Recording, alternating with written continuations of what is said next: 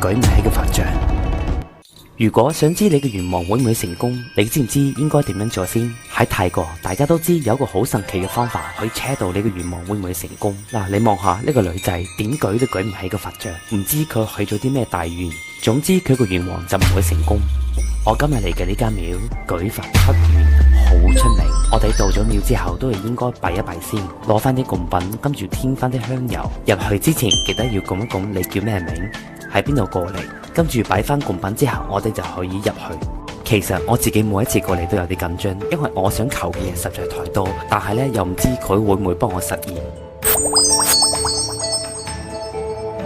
呢一尊就係嗰個神奇嘅法杖，許完之後就可以拎翻法杖2次。如果第一次高過頭頂，第二次拎唔翻嘅話，咁就話有一個願望佢會幫你實現。嗱，有冇見到？真係非常之神奇。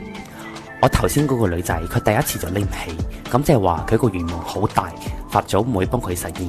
好多人問我嗰個法杖下邊會唔會有啲咩機關？我可以好肯定同埋負責任同你講，下邊乜嘢都冇嘅。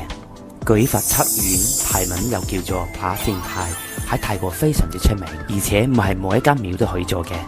ถ้าคุณอยากรู้ว่าคำอธิษฐานจะเป็นจริงไหม